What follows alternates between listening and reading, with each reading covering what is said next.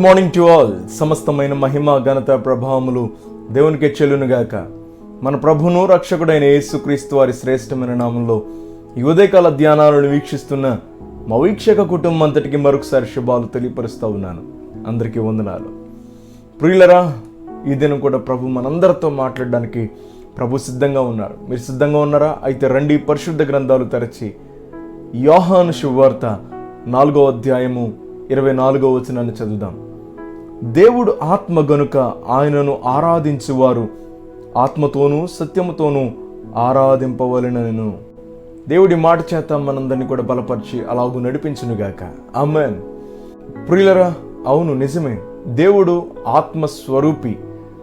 దేవుడు ఆత్మస్వరూపి అయి ఉన్నాడు గనుక మనందరం కూడా ఆత్మతో సత్యముతో ప్రభుని ఆరాధించాలి. ఈ దినం ప్రత్యేకంగా మనందరం కూడా దేవుని స్తుతించడానికి లేదా ఆరాధించడానికి, గణపరచడానికి మనందరం కూడా ఈ ఆదివారమున పునరుద్ధాన దినమున ప్రభు సన్నిధికి వెళతా ఉన్నాం, మందిరాలకి, చర్చ్కి వెళ్తా ఉన్నాం. గనుక మనం ఎలాగో ఆరాధించాలంటే ఆయన ఆత్మ అయి ఉన్నాడు గనుక, ఆత్మ స్వరూపిగా ఉన్నాడు గనుక మనము కూడా మన ఆత్మతో సత్యముతో ప్రభుని ఆరాధించాలి. మన ఆత్మ ఎలాగుండాలంటే రోమీలకు రాసిన పత్రిక 12వ అధ్యాయం 1వ వచనంలో అంటాడు, పరిశుద్ధమైన మనస్సు అని.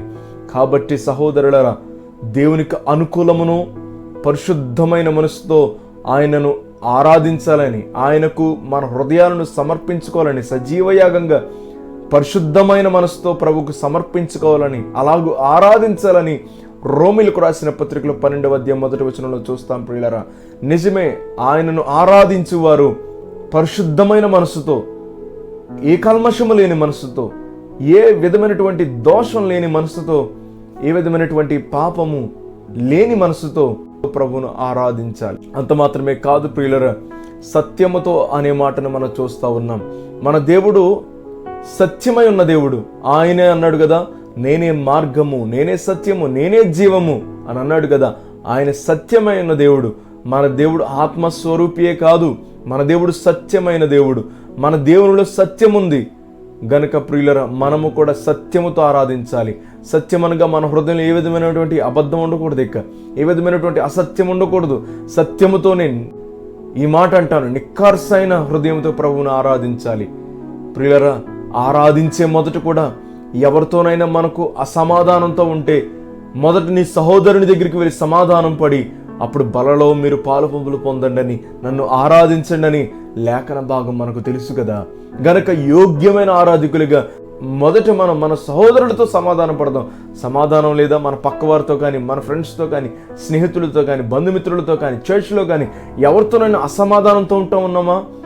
ప్రేమ కలిగి క్షమించుకుని ఒకరికి ఒకరం డియర్ బ్రదర్ ఐఎమ్ సారీ అని తగ్గించుకుని దీన మనసుతో, విరిగి నలుగుని హృదయంతో సమాధానం పడి అప్పుడు ప్రభు సన్నిధికి వచ్చి ఆ బలచెంత చేరి ఆరాధనలో పాలు పంపులు పొందడం, అది ఎంతైనా యోగ్యమైన ఆరాధన ప్రియులరా.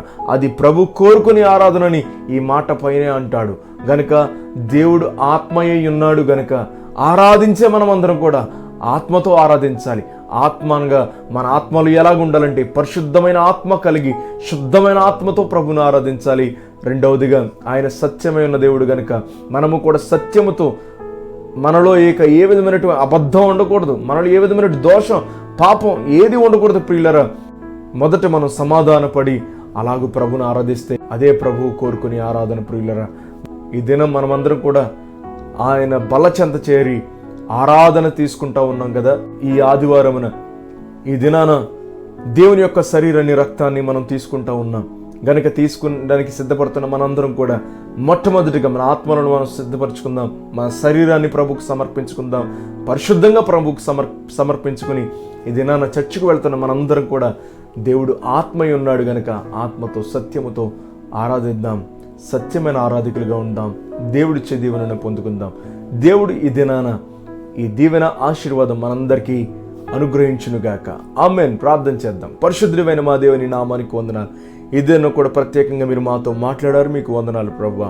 నీవు ఆత్మయ్య ఉన్నావు, నువ్వు ఆత్మస్వరూపి గనుక మేము కూడా ఆత్మతో సత్యముతో ఆరాధించే భాగ్యం దయచేయండి నాయన. మాలో ఇక ఏ విధమైనటువంటి దోషం లేకుండా, పాపం లేకుండా, అతిక్రమం లేకుండా మా ఆత్మను పరిశుద్ధంగా సిద్ధపరచుకుని నిన్ను ఆరాధించే భాగ్యం మాకు ఇవ్వమని సత్యమైన ఆరాధకులుగా ఉండి మొదట మా సహోదరులతో సమాధానపడి సత్యముగా నిన్ను ఆరాధించే భాగ్యం మాకందరు కలుగు చేయమని, ప్రాముఖ్యంగా ఈ దినచర్య అంతట్లో మా బిడ్డలకు తోడుగా ఉండి ఆదరించి నడిపించమని, మీరు మాత్రం మహిమ పొందమని యేసు నామములో ప్రార్థిస్తూ ఉన్నాను తండ్రి. Amen, amen, amen. అందరికీ వందనాలు. God bless you.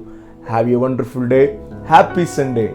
దైవజనులు చెప్పబడిన వర్తమానాల ద్వారా బలపరచబడినట్లయితే ఈ లింకును అనేకులకు షేర్ చేసి మా ఈ పరిచర్యను సహకరించి ప్రోత్సహిస్తూ మీరు కూడా ఈ పరిచర్యలో ఒక కుటుంబం కావాలని ఆశిస్తున్నాము. ప్రత్యేక ప్రార్థనా అవసరతల కొరకు సంప్రదించండి.